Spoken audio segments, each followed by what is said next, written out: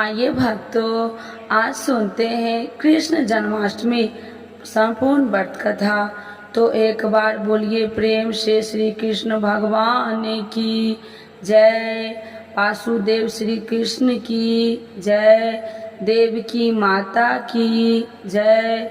राधे कृष्ण भगवान की जय। कथा के अनुसार इंद्र ने कहा, हे मुनियों, श्रेष्ठ सभी शास्त्रों के ज्ञाता, हे देव, व्रतों में उत्तम उस व्रत को बताइए जिस व्रत से मनुष्य को मुक्ति लाभ प्राप्त हो तथा उस व्रत से प्राणी को भोग व मोक्ष की प्राप्ति हो जाए।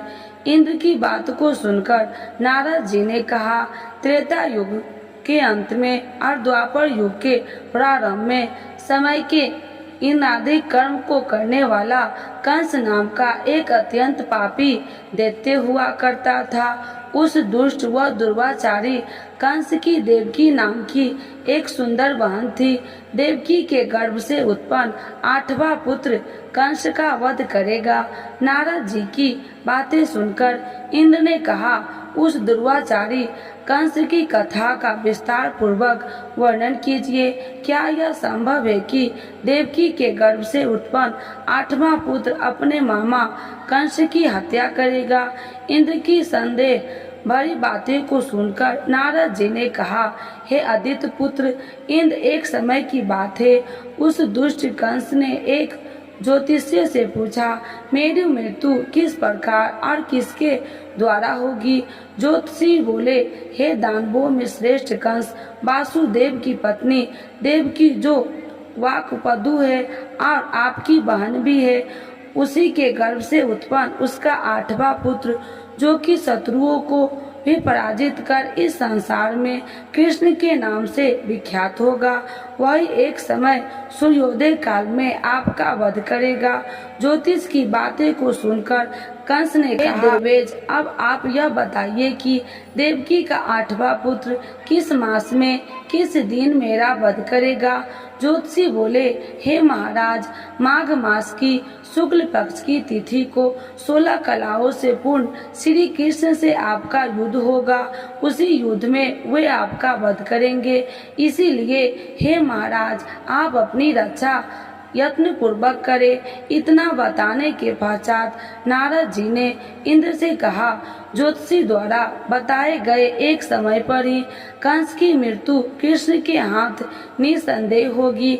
अब इंद्र ने कहा, हे मुनि, उस दुर्वाचारी कंस की कथा का वर्णन कीजिए और बताइए कि कृष्ण का जन्म कैसे होगा तथा कंस की मृत्यु कृष्ण द्वारा किस प्रकार होगी। इंद्र की बात को सुनकर नारद जी ने पुनः कहना प्रारंभ किया। उस दुर्वाचारी कंस ने अपने एक द्वारपाल से कहा, मेरी इन प्राणों से प्रिय बहन की पूर्ण सुरक्षा करना। द्वारपाल ने कहा, ऐसा ही होगा। कंस के जाने के पश्चात उसकी छोटी बहन दुखित होते हुए जल लेने के बहाने कारा लेकर तालाब पर गई। उस तालाब के किनारे एक वृक्ष के नीचे बैठकर देवकी रोने लगी। उसी समय एक सुंदर स्त्री जिसका नाम यशोदा था, उसने आकर देवकी से प्रिय वाणी से कहा, हे देवी, इस प्रकार तुम क्यों विलाप कर रही हो? अपने रोने का कारण मुझसे बताओ।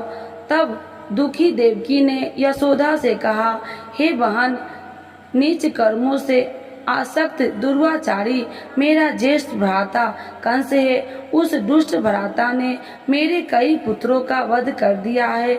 इस समय मेरे गर्भ में 8वां पुत्र है, वह इसका भी वध कर डालेगा, क्योंकि मेरे ज्येष्ठ भ्राता को यह भय है कि मेरे 8वें पुत्र से उसकी मृत्यु अवश्य होगी। देवकी की बातें सुनकर यशोदा ने कहा, हे बहन, विलाप मत करो, मैं भी गर्भवती हूँ। यदि मुझे कन्या हुई तो तुम अपने पुत्र के बदले उस कन्या को ले लेना। इस प्रकार तुम्हारा पुत्र कंस के हाथों मारा नहीं जाएगा। तदंतर कंस ने अपने द्वारपाल से पूछा, देवकी कहाँ है? इस समय वह दिखाई नहीं दे रही है। तब द्वारपाल ने कंस से नम्रता वाणी ने कहा, हे महाराज, आपकी बहन जल लेने तालाब पर गई हुई है। यह सुनते ही कंस क्रोधित से हो उठा और उसे द्वारपाल को उसी स्थान पर जाने को कहा जहां वह गई हुई है। द्वारपाल की दृष्टि तालाब के पास देवकी पर पड़ी। तब उसने कहा कि आप किस कारण से यहाँ आई है। उसकी बातें सुनकर देवकी ने कहा, मेरे घर में जल नहीं था, मैं जल लेने जलाशय पर आई हूँ। इसके पश्चात देवकी अपने घर की ओर चली गई। कंस ने पुनः द्वारपाल से कहा कि इस घर में मेरी बहन की तुम पूर्णतः सुरक्षा करो। अब कंस को इतना भय लगने लगा कि घर के भीतर दरवाजे में विशाल ताले बंद करवा दिए और दरवाजे के बाहर दैत्य और राक्षसों को पहरेदारी के लिए नियुक्त कर दिया।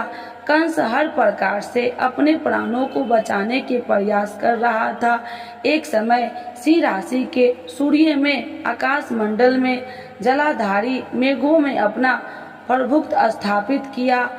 भादो मास की कृष्ण पक्ष की अष्टमी तिथि को घनघोर अर्धरात्रि थी। उस समय चंद्रमा भी विश्व राशि में था।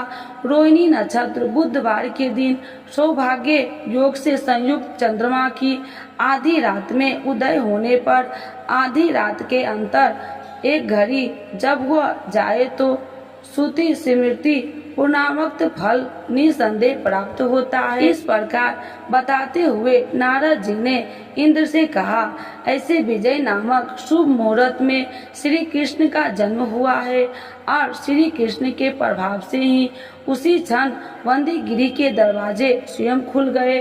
द्वार पर पहरा देने वाले पहरेदार राक्षस सभी मूर्छित हो गए। देवकी ने उसी क्षण अपने पति वासुदेव से कहा, हे स्वामी, आप निद्रा का त्याग करें और मेरे इस पुत्र को गोकुल में ले जाए और वहाँ इस पुत्र को नंद गोप की धर्म पत्नी यशोदा को दे दे।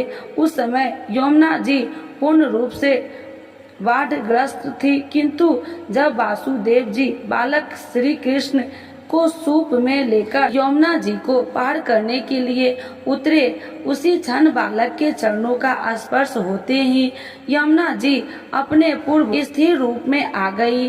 किसी प्रकार वासुदेव गोकुल पहुँचे और नंद के घर में प्रवेश कर उन्होंने अपना पुत्र तत्काल उन्हें दे दिया और उसके बदले में उनकी कन्या ले ली। वे तत्काल वहां से वापस आकर कंस के वंदीगिरी में पहुंच गए। प्रातः काल जब सभी राक्षस पहरेदार निद्रा से जागे तो कंस ने द्वारपाल से पूछा कि अब देवकी के गर्भ से क्या हुआ है, इस बात का पता लगाकर मुझे बताओ। द्वारपाल ने महाराज की आज्ञा को मानते हुए कारागार में जाकर देखा तो वहां देवकी की गोद में एक कन्या थी, जिसे देखकर द्वारपालों ने कंस को सूचित किया, किंतु कंस को तो उस कन्या से भय होने लगा। अतः वह स्वयं कारागार में गया और उसने देवकी की गोद से कन्या को झपेट लिया और उसे एक पत्थर की चट्टान पर पटक दिया, किंतु वह कन्या विष्णु की माया से आकाश की ओर चली गई और अंतरिक्ष में जाकर विद्युत के रूप में प्रवाहित हो गई। उसने आकाशवाणी कर कंस से कहा, हे दुष्ट, तुझे मारने वाला गोकुल में नंद के घर में उत्पन्न हो चुका है और उसी से तेरी मृत्यु सुनिश्चित है। मेरा नाम तो वैष्णवी है, मैं संसार के कर्ता भगवान विष्णु की माया से उत्पन्न हूँ। इतना कहकर वह स्वर्ग की ओर चली गई। वह आकाशवाणी को सुनकर कंस क्रोधित हो उठा। उसने नंद के घर से पूतना राक्षसी को कृष्ण का वध करने के लिए भेजा, किंतु वह राक्षसी कृष्ण को स्तनपान कराने लगी तो कृष्ण ने उसके स्तन से उसके प्राणों को खींच लिया और वह राक्षसी कृष्ण कृष्ण कहते हुए मृत्यु को प्राप्त हो गई। जब कंस को पूतना की मृत्यु का समाचार प्राप्त हुआ तो उसने कृष्ण के वध करने के लिए क्रमशः कैसी नामक दैत्य को अश्व के रूप में, उसके पश्चात अरिष्ट नामक दैत्य को बैल के रूप में भेजा, किंतु ये दोनों भी कृष्ण के हाथों मृत्यु को प्राप्त हुए। इसके पश्चात कंस को काल या खाए नामक दैत्य को कौवे के रूप में भेजा, किंतु वह भी कृष्ण के हाथों मारा गया। अपने बलवान राक्षसों की मृत्यु के आघात से कंस अत्यधिक भयभीत हो गए। उसने द्वारपालों को आज्ञा दी कि नंद को तत्काल मेरे समक्ष उपस्थित करो। द्वारपाल नंद को लेकर जब उपस्थित हुए तब कंस ने नंद से कहा कि यदि तुम्हें अपने प्राणों को बचाना है तो पराजित से पुष्प ले जाओ, यदि तुम नहीं लाए तो तुम्हारा वध निश्चित है। कंस की बातों को सुनकर नंद ने ऐसा ही होगा कहा और अपने घर की ओर चल गए। घर आकर उन्होंने संपूर्ण वृत्तांत अपनी पत्नी यशोदा को सुनाया, जिसे श्री कृष्ण भी सुन रहे थे। एक दिन श्री कृष्ण अपने मित्रों के साथ यमुना नदी के किनारे गेंद खेल रहे थे और अचानक स्वयं ने ही गेंद को यमुना में फेंक दिया। यमुना के गेंद फेंकने का मुख्य उद्देश्य यही था कि वे किसी प्रकार के पराजित पुष्पों को ले आए। अतः वे कदम के वृक्ष पर चढ़कर यमुना में कूद पड़े। कृष्ण की यमुना में कूदने का समाचार श्रीधर नामक गोपाल ने यशोदा को सुनाया। यह सुनकर यशोदा भागती हुई यमुना नदी के किनारे आ पहुंची और उसने यमुना नदी की प्रार्थना करते हुए कहा, हे यमुना, यदि मैं बालक को देखूंगी तो भाद्रपद मास की रोहिणी युक्त अष्टमी का व्रत अभ्यास करूंगी, क्योंकि दया दान सज्जन प्राणी ब्राह्मण कुल में जन्म, रोहिणी युक्त अष्टमी, गंगा जल एकादशी, गाय श्रद्धा और रोहिणी व्रत ये सभी दुर्लभ है। हजारों अश्वमेघ यज्ञ, सहस्त्र राजसूत्र यज्ञ, दान तीर्थ और व्रत करने से जो फल प्राप्त होता है वह सब कृष्ण अष्टमी के व्रत करने से प्राप्त हो जाता है। यह बात नारद ऋषि ने इंद्र से कही। इंद्र ने कहा, हे मुनियों, मैं श्रेष्ठ नारद यमुना नदी में कूदने के बाद उस बाल रूपी श्री कृष्ण ने पाताल में जाकर क्या किया, यह संपूर्ण वृत्तांत भी बताइए। नारद जी ने कहा, हे इंद्र, पाताल में उस बालक ने से नागराज की पत्नी ने कहा कि तुम यहाँ क्या कर रहे हो, कहाँ से आए हो और यहाँ आने का क्या प्रयोजन है। नाग पत्नी बोले, हे कृष्ण, क्या तूने धूर्त क्रीड़ा की है जिसमें अपना समस्त धन हार गया है? यदि यह बात ठीक है तो ककर मुकट और मुनियों का हार लेकर अपने घर में चले जाओ, क्योंकि इस समय मेरे स्वामी शयन कर रहे हैं। यदि वे उठ गए तो वे तुम्हारा भक्षण कर जाएंगे। नाग पत्नी की बातें सुनकर कृष्ण ने कहा, हे कांते, मैं किस प्रयोजन से यहाँ आया हूँ वह वृत्तांत मैं तुम्हें बताता हूँ, समझ लो। मैं कालिये नाग से मस्तक को कंस के साथ धूर्त के हार चुका हूँ और यही लेने मैं आया हूँ। बालक श्री कृष्ण की बात को सुनकर नाग पत्नी अत्यंत क्रोधित हो उठी और अपने सोए हुए पति को उठाते हुए उसने कहा, हे स्वामी, आपके घर यह शत्रु आया है, अतः आपका इसका हनन कीजिए। अपनी स्वामिनी की बातें को सुनकर कालिया नाग इंद्रा अवस्था से जाग पड़ा और बालक श्री कृष्ण से युद्ध करने लगा। इस युद्ध में कृष्ण का मूर्छा आ गया। उसी मूर्छा को दूर करने के लिए उन्होंने गरुड़ का स्मरण किया। स्मरण होते ही गरुड़ वहां आ गए। श्री कृष्ण अब गरुड़ पर चढ़कर कालिया नाग से युद्ध करने लगे और उन्होंने कालिया नाग को युद्ध में पराजित कर दिया। अब कालिया नाग से भली भांति जान लिया था कि मैं जिससे युद्ध कर रहा हूँ वे भगवान विष्णु के अवतार श्री कृष्ण ही है। अतः उन्होंने श्री कृष्ण के चरणों में साष्टांग प्रणाम किया और पराजित से उत्पन्न बहुत से पुष्पों को मुकुट में रखकर श्री कृष्ण को भेंट दिया। जब श्री कृष्ण चलने को हुए तब कालिया नाग की पत्नी ने कहा, हे स्वामी, मैं कृष्ण को नहीं जान पाई। हे जनार्दन, मंत्र रहित, क्रिया रहित, भक्ति भाव रहित मेरी रक्षा कीजिए। हे प्रभु, मेरे स्वामी, मुझे वापस दे दे। तब श्री कृष्ण ने कहा कि हे सर्पिणी, दैत्यों में जो सबसे बलवान है उस कंस के सामने मैं तेरे पति को ले जाकर छोड़ दूंगा, अन्यथा तुम अपने घर को चली जाओ। अब श्री कृष्ण की कालिया नाग के फन पर नृत्य करते हुए यमुना के ऊपर आ गए। तदंतर कालिया को फुफकार से तीनों लोकों में कामपयन हो गए। श्री कृष्ण कंस की मथुरा नगरी को चले गए। वहाँ कमल पुष्पों को देखकर यमुना के मध्य जलाशय में वह कालिया सर्प भी चला आया। इधर कंस की विस्मित हो गए तथा श्री कृष्ण प्रसन्नचित्त होकर गोकुल लौट आए। उनके गोकुल आने पर उनकी माता यशोदा ने विभिन्न प्रकार के उत्सव किए। अब इंद्र ने नारद जी से पूछा, हे महामुने, संसार के प्राणी बालक श्री कृष्ण के आने पर अत्यधिक आनंदित हुए। आखिर श्री कृष्ण ने क्या क्या चरित्र किया है, यह सब आप मुझे बताने की कृपा करें। नारद जी ने इंद्र से कहा, मन को हरने वाला मथुरा नगर यमुना नदी के दक्षिण भाग में स्थित है। वहाँ कंस का महाबलशाली भाई चारुन रहता है। उस चारुन ने श्री कृष्ण के मल्ल युद्ध की घोषणा की है।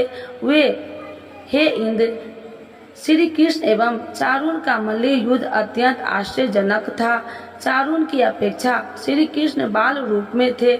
मेरी शंख और मृदक के शब्दों के साथ कंस और कैसी इस युद्ध को मथुरा की जन सभा को मध्य में देख रहे थे। रंगशाला के आखिरे में चरुन मिस्टिक सल तोसल आदि बड़े बड़े भयानक पहलवान दंगल में के लिए प्रस्तुत थे। महाराज कंस अपने बड़े बड़े नागरिकों तथा मंत्रियों के साथ उच्च मंच पर विराजमान थे। रंगशाला में प्रवेश करते ही श्री कृष्ण ने अनायास की धनुष को अपने बाएं हाथों से उठा लिया। पलक झपकते ही सबके सामने उसकी डोरी चढ़ा दी और डोरी को ऐसे खींचा कि वह धनुष भयंकर शब्द करते हुए टूट गया। धनुष की रक्षा करने वाले सारे सैनिक को दोनों भाइयों ने ही मार गिराया। लाल पीड़ा का वध कर श्री कृष्ण ने उसके दोनों हाथों को उखाड़ लिया और उसके महावत एवं अनेक दुष्टों का संहार किया। कुछ सैनिक भाग खड़े हुए और महाराज कंस को सारी सूचनाएं दी तो कंस ने क्रोध से दांत पीसते हुए चारुन मुष्टि को शीघ्र ही दोनों बालकों का वध करने के लिए इंगित किया। इतने में श्री कृष्ण एवं बलदेव अपने अंगों पर खून के कुछ छींटे धारण किए और हाथी के विशाल दांतों को अपने कंधे पर धारण किए। श्री शावक की भाली मुस्कुराते हुए अखाड़े में समीप पहुँचे। चारुन और मुष्टिक के उन दोनों भाइयों को मल्ल युद्ध के लिए ललकारा। नीति विचारक श्री कृष्ण ने अपने समान आयु वाले मल्ल से लड़ने की बात कही, किंतु चारुन ने श्री कृष्ण को और मुष्टि को बलराम जी को बड़े दर्प से महाराज कंस का मनोरंजन करने के लिए ललकारा। श्री कृष्ण बलराम तो ऐसे चाहते थे कि इस प्रकार मल्ल युद्ध प्रारंभ हो गया। वहां पर बैठी हुई पूरी स्त्रियां अनीतिपूर्ण मल्ल युद्ध को देखकर वहां से उठकर चलने को उधर हो गई। श्री कृष्ण रूप माधुरी का दर्शन कर कहने लगे कि अहो, सच पूछो तो ब्रजभूमि भी परम पवित्र और धन्य है। वहाँ परम पुरुषोत्तम मनुष्य के वेश में छिपकर रहते हैं। देव महादेव शंकर और लक्ष्मी जी जिनके चरण कमल की पूजा करते हैं, वे ही प्रभु वहाँ रंग बिरंगे पुष्पों की माला धारण कर गौओं के पीछे पीछे सखाओं और बलराम जी के साथ बांसुरी बजाते और नाना प्रकार की क्रियाओं करते हुए आनंद से विचरण करते हैं। श्री कृष्ण के इस रूपम धूम्रिया का आश्रयदान केवल व्रजवासियों एवं विषय कर गोपियों के लिए ही सुलभ है। जहाँ की मूल्य सुख सारी गौवे बछड़े तथा नदी सभी धन्य है। वे स्वतंत्र रूप से श्री कृष्ण की विधिवत प्रकार की माधुर्यों का पान करने निराहार हो जाते हैं। तभी वे ऐसी चर्चा कर रही है थी। श्री कृष्ण ने चारुन और बलराम जी के मुष्टक को पछाड़कर उनका वध कर दिया। तदंतर कूट सल सोतन आदि भी मारे गए। इतने में कंस ने क्रोध क्रोधित होकर श्री कृष्ण बलदेव और नंद वासुदेव सबको बंदी बनाने के लिए आदेश दिया। सबके देखते देखते बड़े वेग से उछलकर श्री कृष्ण उसके मंच पर पहुँचे गए और उसकी चोटी पकड़कर नीचे गिरा दिए। उसकी छाती के ऊपर कूद गए, जिसके उसके प्राण वेछुरु उड़ गए। इस प्रकार सहज ही कंस मारा गया। श्री कृष्ण ने रंगशाला में अनुचरों के साथ कंस का उद्धार किया। कंस के पूजित शंकर भी इस रंग को देखकर कीर्त हो गए, इसलिए उनका नाम श्री रंगेश्वर हुआ। वह स्थान आज भी श्री कृष्ण इस रंगमयी लीला की पात का फला रहा है। श्री भागवत अनुसार तथा श्री विश्वनाथ चक्रवर्ती पाद के विचार से कंस का वध शिवरात्रि के दिन हुआ था, क्योंकि कंस के क्रूर और एकादशी की रात अपने घर बुलाया था।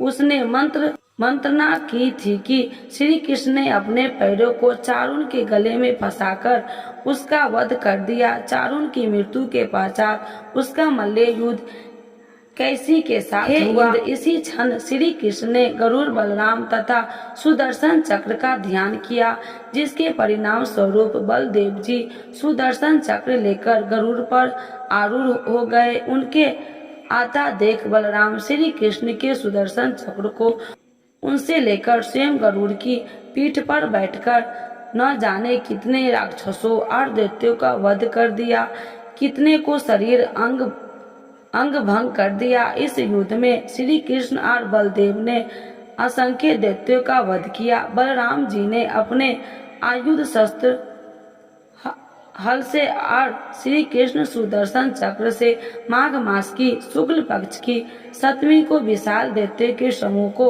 सर्वनाश किया। तब अंत में केवल दुर्वाचारी कंस ही बच गया। तो कृष्ण ने कहा, हे दुष्ट अधर्मी दुर्वाचारी, अब मैं इस महायुद्ध स्थल पर तुझसे युद्ध कर तथा तेरा वध कर इस संसार को तुझसे मुक्त कराऊंगा। यह कहते हुए श्री कृष्ण ने उसके केशों को पकड़ लिया और कंस को घुमाकर पृथ्वी पर पटक दिया, जिससे वह मृत्यु को प्राप्त हुआ। कंस के मरने पर देवताओं ने शंख घोष व पुष्पवर्ती की वहां उपस्थित समुदाय श्री कृष्ण की जय जयकार कर रहा था। कंस की मृत्यु पर नंद देव की, वासुदेव, यशोदा और इस संसार के सभी प्राणियों ने हर्ष पर्व मनाया। तो एक बार बोलिए प्रेम से श्री कृष्ण भगवान की जय, राधे कृष्ण भगवान की जय। जन्माष्टमी उपवास और पूजन विधि। इस कथा को सुनने के पश्चात इंद्र ने नारद जी से कहा, हे ऋषि, इस कृष्ण जन्माष्टमी का पूर्ण विधान बताइए। वह इसके करने से क्या पुण्य प्राप्त होता है, इसके करने की क्या विधि है। नारद जी ने कहा, हे इंद्र, भाद्रपद मास की कृष्ण जन्माष्टमी को इस व्रत को करना चाहिए। इस दिन ब्रह्मचर्य आदि नियमों का पालन करते हुए श्री कृष्ण का स्थापना करना चाहिए। सर्वप्रथम श्री कृष्ण की मूर्ति स्वर्ण कलश के ऊपर स्थापित कर चंदन, धूप, पुष्प, कमल पुष्प आदि से श्री कृष्ण की प्रतिमा को वस्त्र से वेष्टित कर विधि पूर्वक आचरण करे। क्रोचित छोटी पीतल और सोठ को श्री कृष्ण के आगे अलग अलग रखे। इसके पश्चात भगवान विष्णु के 10 रूपों को देवकी सहित स्थापित करे। हरि सानिध्य के भगवान विष्णु के 10 अवतारों गोपिका, यशोदा, वासुदेव, नंद, बलदेव, देवकी, गायों, वत्स, कालिका, यमुना नदी, गोपगंग और गोप पुत्रों का पूजन करे। इसके पश्चात 8वें वर्ष की स्थापित इस महत्वपूर्ण व्रत का उद्यापन कर भी करे। यथाशक्ति विधान द्वार श्री कृष्ण की स्वर्ण प्रतिमा बनाए। इसके पश्चात मत्स्य कुरुम इस मंत्र द्वारा आचरण अनादि करे।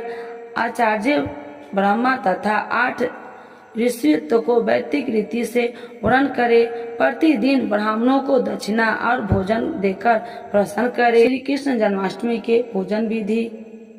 उपवास के पूर्व रात्रि का हल्का भोजन करे और ब्रह्मचर्य का पालन करे।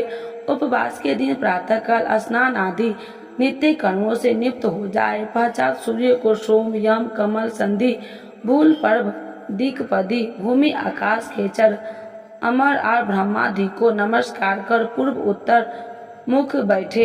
इसके बाद जल फल कुश और गंध लेकर संकल्प करे। अब मध्याह्न के समय काले तिल जल से स्नान करे। देवकी जी के लिए सूतिका गृह नियम करे। तत्पश्चात भगवान श्री कृष्ण की मूर्ति या चित्र स्थापित करे। मूर्ति ने बालक श्री कृष्ण को स्थापना कराती हुई देवकी हो और लक्ष्मी जी के उनके चरणों में स्पर्श किए हो अथवा ऐसे भाव से इसके बाद विधि विधान से पूजन करे। पूजन में देवकी वासुदेव बलदेव नंद यशोदा लक्ष्मी कृष्ण जन्माष्टमी के पूजन का फल जो व्यक्ति जन्माष्टमी के व्रत को करता है वह ऐश्वर्य और मुक्ति को प्राप्त करता है। आयु कीर्ति यश लाभ पुत्र व पौत्र को प्राप्त कर इसी जन्म को सभी प्रकार के सुखों को भोगकर अंत में मोक्ष को प्राप्त होता है। जो मनुष्य भक्ति भाव से श्री कृष्ण की कथा को सुनते या पढ़ते हैं उनके समस्त पाप नष्ट हो जाते हैं, वे उत्तम गति को प्राप्त होते हैं।